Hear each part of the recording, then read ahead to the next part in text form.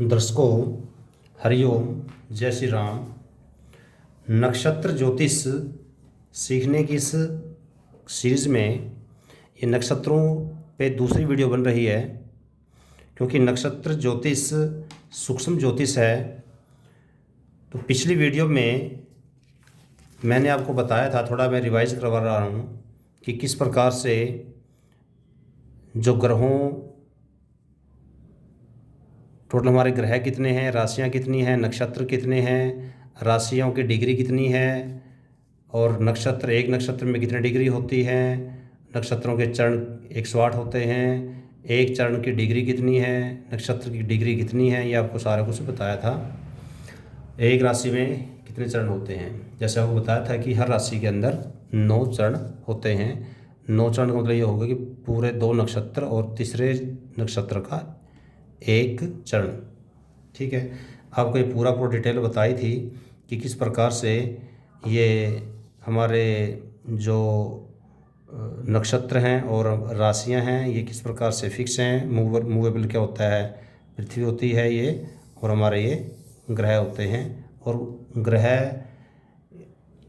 कितने कितने दिन के बाद अपना स्थान बदलते हैं, राशियां बदलते हैं। तो इस प्रकार से पिछली वीडियो ज़रूर देखना।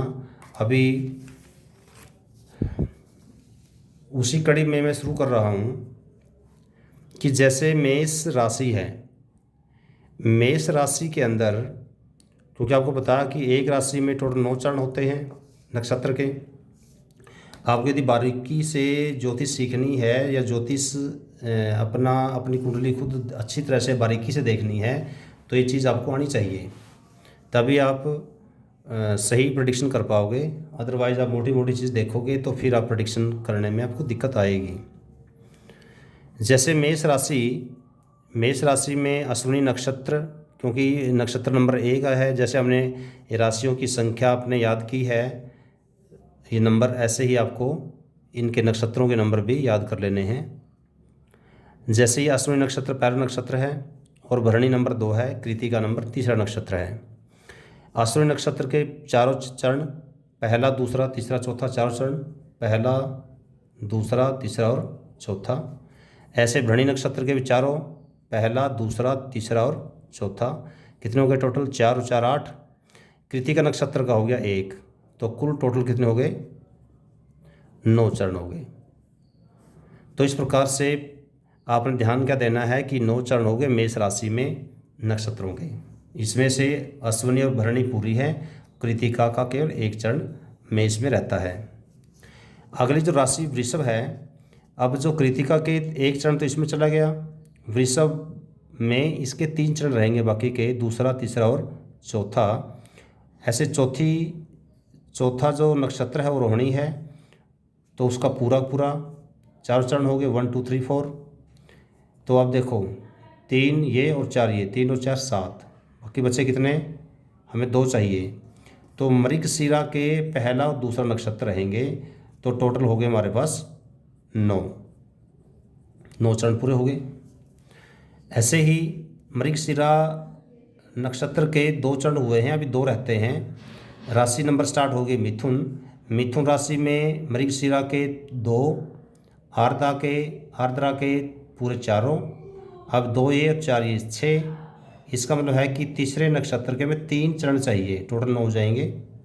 ठीक है, अब ये टोटल हो गए 9। ऐसे ही कर्क में जाएंगे, जब कर्क राशि में पुनर्वसु जो ये नक्षत्र था, इसमें 3 चरण यहाँ हो चुके हैं। जो चौथा चरण बचा है वो कर्क राशि में रहेगा, पुष्य नक्षत्र और अश्लेषा नक्षत्र। इसके 1 चरण हो गया चौथा पुनर्वसु का, पुष्य का पूरे 4 और अश्लेषा के भी पूरे 4, टोटल हो गए 9। ऐसे ही सिंह राशि में जैसे ही प्रवेश करेंगे तो सिंह राशि में मघा जो नक्षत्र है उसके 4 चरण रहेंगे, पूर्व फाल्गुनी के भी 4 चरण रहेंगे, उत्तर फाल्गुनी का केवल 1 चरण रहेगा, क्योंकि 4 और 4 8, 8 और 1 9। अब इसके टोटल चरण 3 बच गए हैं। इसके 3 चरण अगली राशि में चले जाएंगे, कन्या में। तो उत्तर फाल्गुनी के 3 चरण हो गए, दूसरा, तीसरा, चौथा। 13वां नक्षत्र हस्त नक्षत्र है, पूरा रहेगा। और चित्रा नक्षत्र 14वां नक्षत्र जो है वो इसके पहले केवल 2 रहेंगे, क्योंकि 3 और 2 3 और ये 4 7, इसके केवल 2 रहेंगे, तो टोटल हो गए 9।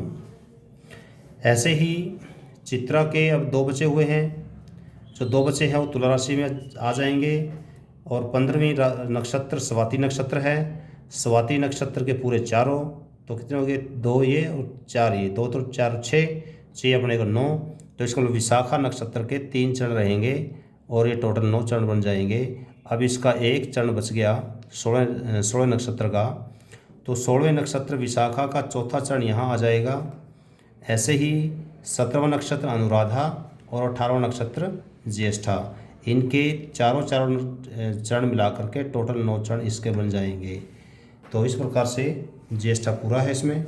तो वृश्चिक राशि तक हमारा हो गया। वृश्चिक के बाद अगली जो राशि आती है धनु राशि। धनु राशि में 19वां नक्षत्र है मूला नक्षत्र, मूल बोल देते हैं। तो मूल नक्षत्र में पहला, दूसरा, तीसरा और चौथा चारों चरण रहेंगे इसके। पूर्व साढ़ा नक्षत्र, इसके चारों चरण रहेंगे। 4 और 4 8, बचे 1, अर्थात अगले नक्षत्र का हमें केवल एक चरण चाहिए। उत्तर साढ़ा नक्षत्र का एक चरण चाहिए, तो ये टोटल हो जाएंगे 9। उसके बाद अगला है मकर राशि, क्योंकि उत्तर साढ़ा नक्षत्र का केवल एक चरण हमने यहाँ लिया था, बाकी बचे 3, दूसरा, तीसरा और चौथा, ये तीनों चरण रहेंगे मकर राशि में।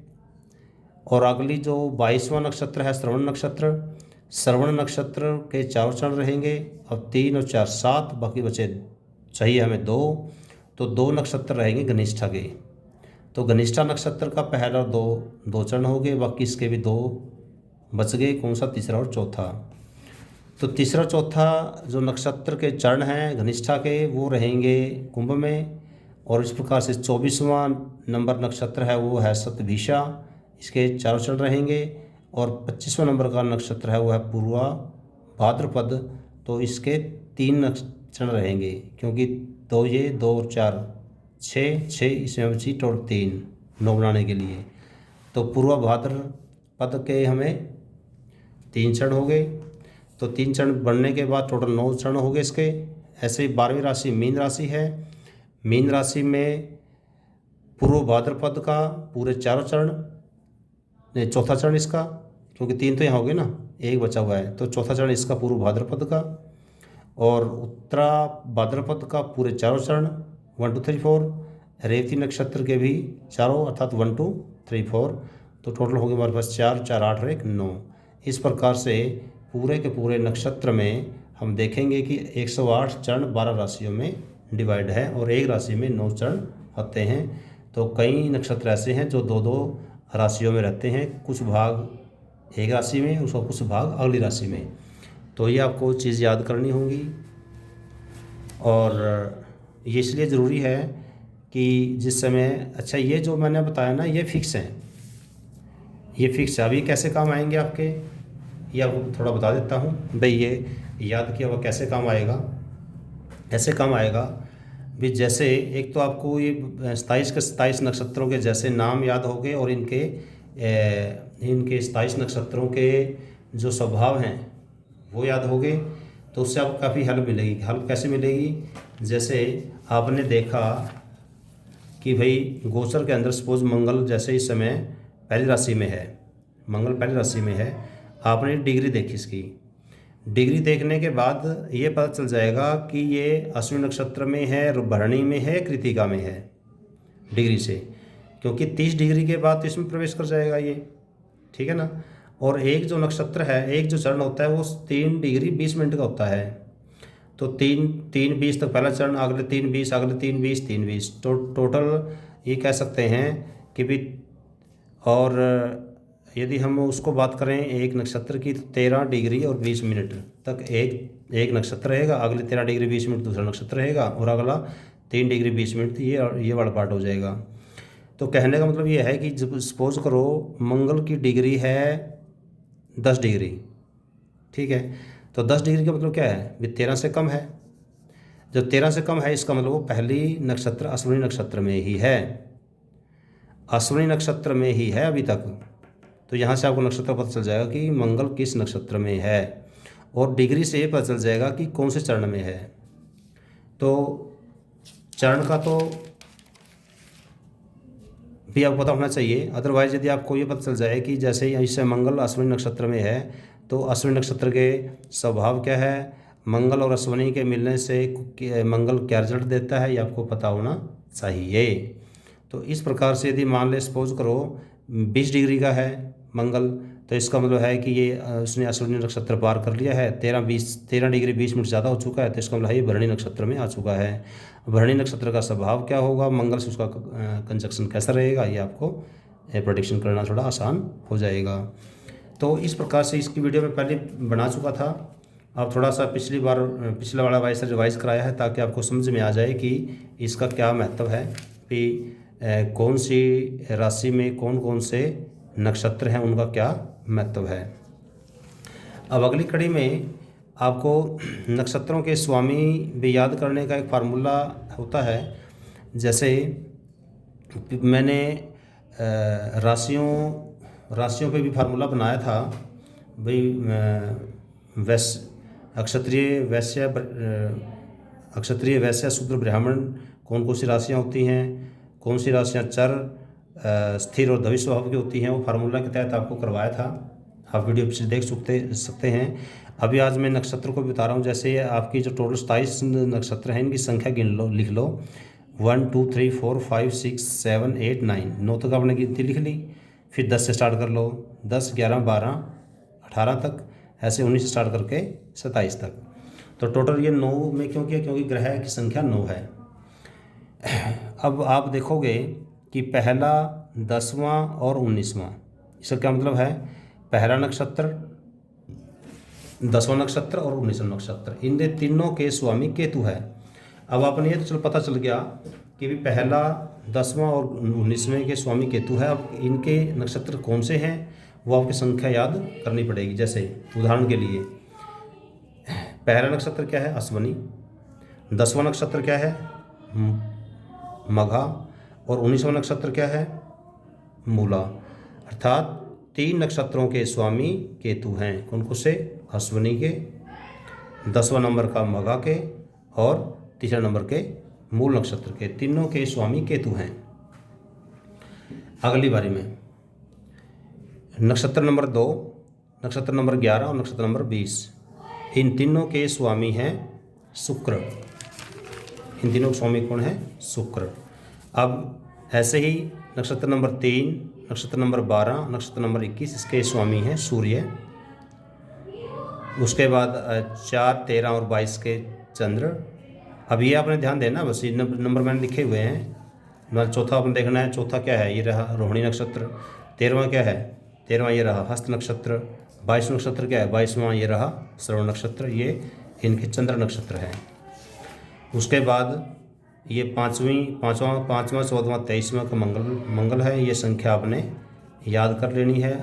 और याद करने के बाद इनके जो नक्षत्रों के नाम हैं, नंबर हैं, वो आपने याद कर लेने हैं। यदि याद नहीं होती है तो इनको कहीं लिख लेना है। इस प्रकार से इनको याद करना बड़ा आपके लिए आसान हो गया।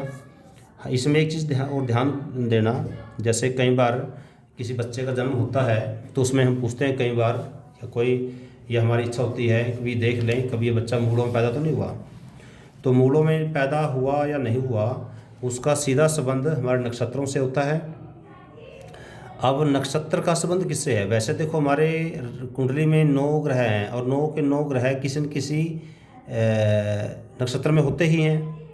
तो उसे हम कैसे माने कि भाई कौन सी राशि या कौन से नक्षत्र को हम अपना नक्षत्र मान रहे हैं कि वो मूल नक्षत्र है या नहीं है। उसका संबंध होता है चंद्र से। किससे होता है, चंद्र से। अर्थात उस समय चंद्र किस नक्षत्र में है, किस नक्षत्र में है। अब क्योंकि ये तो है नहीं भाई, भले ही चंद्र स्वामी चौथा 13वें और 22वें का हो, पर ये नहीं है कि वो यहीं रहता है। वो पूरे ब्रह्मांड में ये सारे ग्रह चक्कर लगाते हैं। उस समय हो सकता है पता नहीं कौन से ग्रह कौन से नक्षत्र में हो। तो हम ये देखते हैं जन्म के समय चंद्र किस नक्षत्र में है। तो जिस नक्षत्र में है उसी नक्षत्र के अकॉर्डिंग हम मूल मूल या मूल में पैदा हुआ है नहीं, वो उससे चेक करते हैं, बाकी किसी ग्रह से नहीं करते। अच्छा, अब वो मूल नक्षत्र है या नहीं है वो कैसे पता करेंगे? इसके लिए भी एक सिंपल तरीका है। आपने याद कर लेना है केतु और बुध को, केतु और बुध को। उदाहरण के लिए कैसे कि चंद्र यदि केतु के नक्षत्र में हो या चंद्र बुध के नक्षत्र में हो, समझ में आया क्या बताया मैंने? चंद्र गोचर में कौन से नक्षत्र में हो? केतु के नक्षत्र में और बुध के नक्षत्र में। तो यदि दोनों के किसी नक्षत्र में हो तो वो बच्चा मूलों में पैदा हुआ माना जाता है। तो फिर वो 27वें दिन उसकी मूलों की शांति करवानी चाहिए, क्योंकि उसको मूलों में पैदा हुआ बच्चा कि जो वो किसी न किसी भारी होता है पिता पे, माता पे या भाइयों पे, वो अलग अलग जंतरी में सब कुछ लिखा होता है।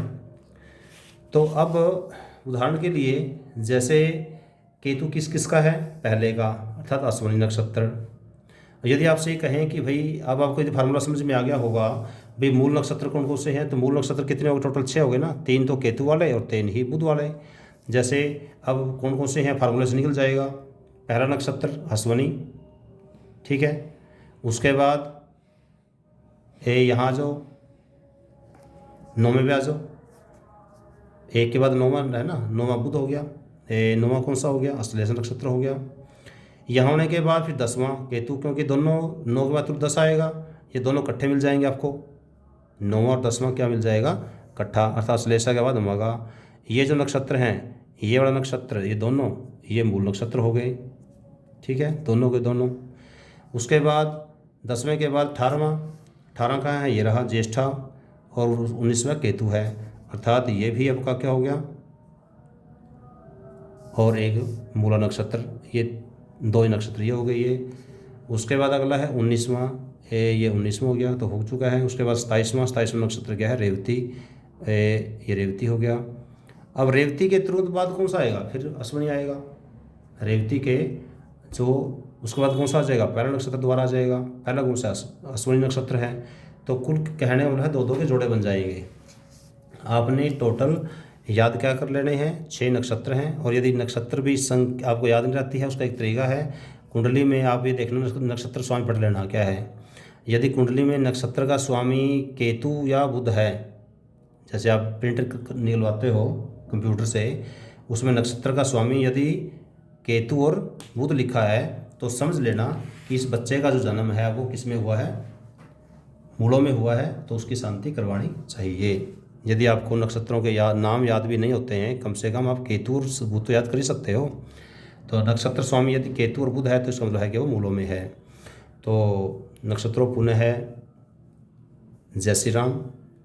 मैंने पूरा प्रयास किया है आपको अच्छी तरह से समझाने का, और इस